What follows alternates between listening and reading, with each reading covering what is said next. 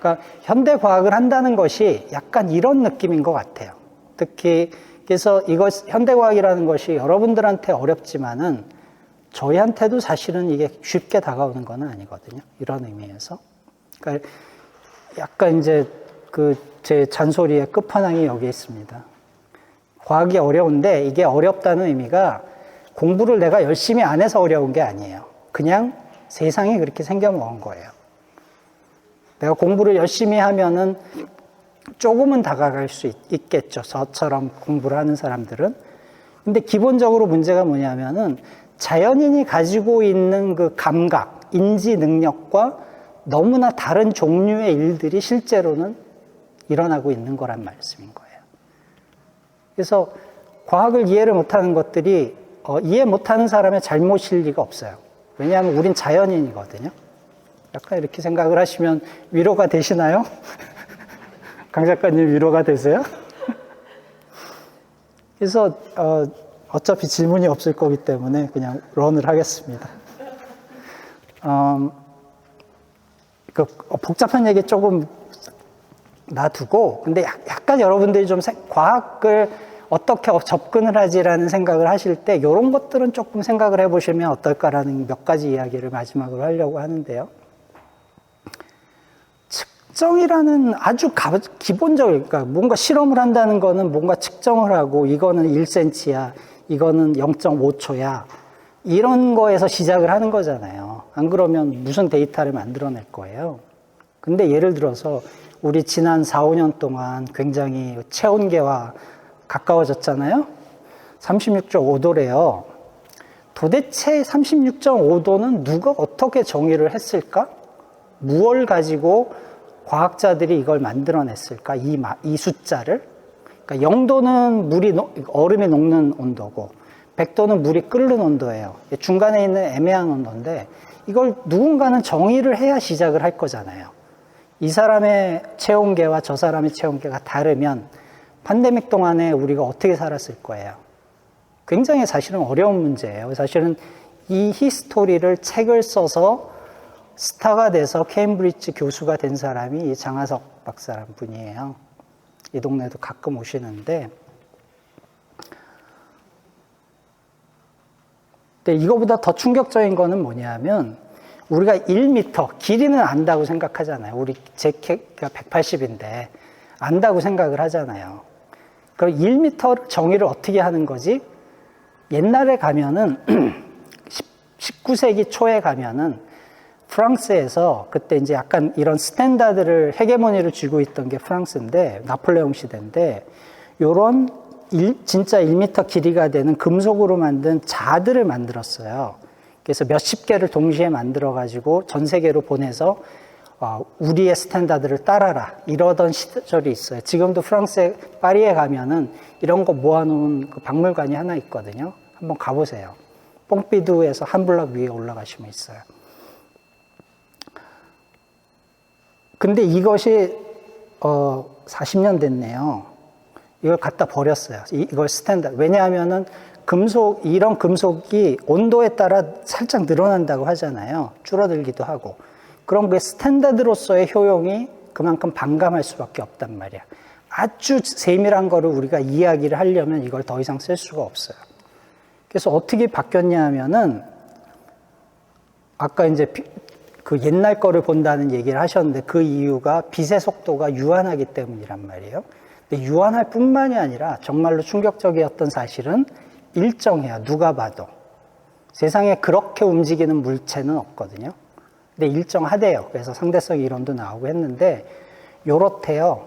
299, 792, 458 미터 퍼 세컨드 1초당 요만큼을 간다는 거예요. 근데 소수점이 없어요.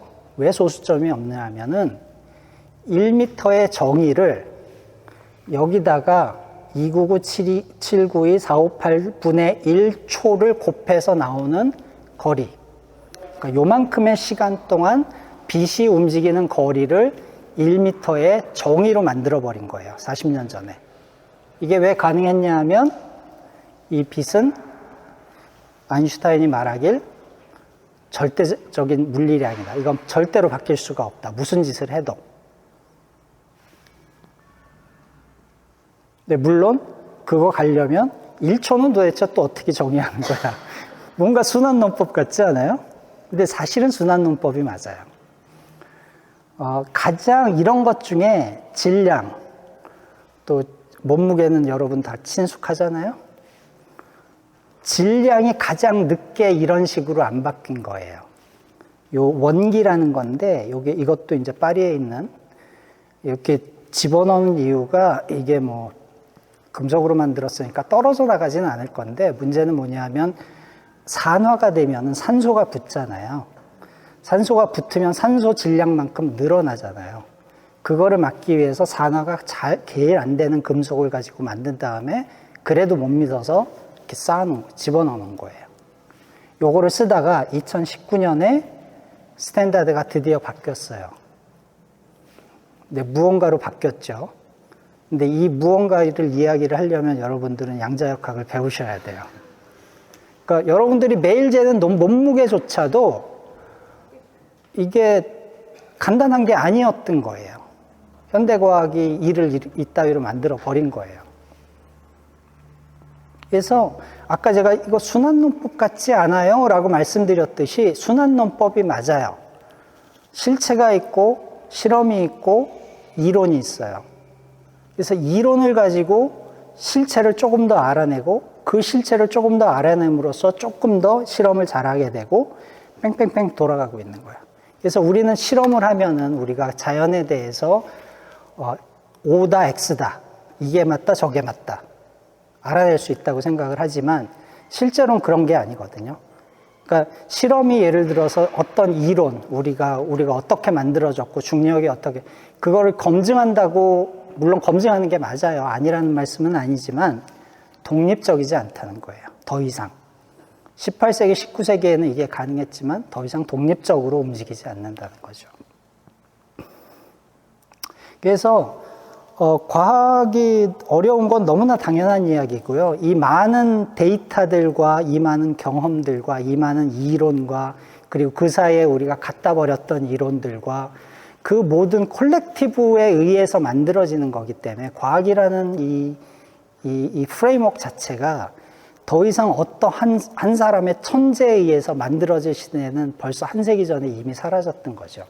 그래서 여러분들은 어렵다고 느낄 수밖에 없고 저희들한테도 어려운 겁니다. 그럼에도 불구하고 아직도 사실은 개개인에 의해서 굉장히 많은 것들이 진전은 개개인이 이루어내거든요. 그럼에도 불구하고 이게 콜렉티브한 뭐 AI가 만들어져 가지고 걔들이 만들어내는 게 아니란 말이에요.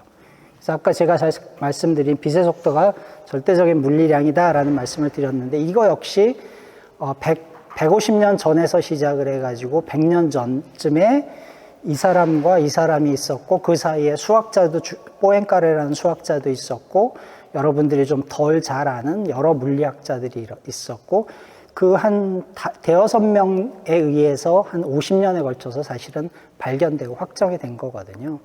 그래서 현대과학이 이렇게 엉망진창, 어떤 의미에서는 엉망진창이긴 하지만 이런 사람들이, 개개인들이 서로 들어와가지고, 저거 이상하네, 저거 잘못된 것 같아, 라는 그 살아있는 유기체 같은 거라는 생각이 들어요, 저는.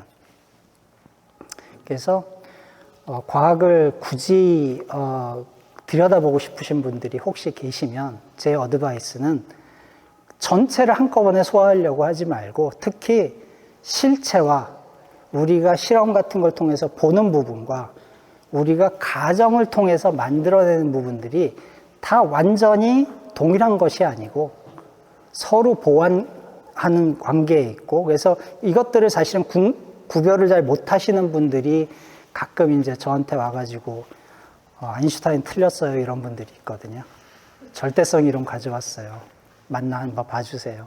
그러니까 약간 이 어프로치 과학을 들여다보는 거를 하시면서 조금 더 한계가 있다는 이 체계도 그렇고 과학자도 그렇고 어떤 한계가 있는지를 조금 더 직시를 하시면 조금 더 생산적으로 여기를 들여다보고 계시지 않을까라는 생각입니다.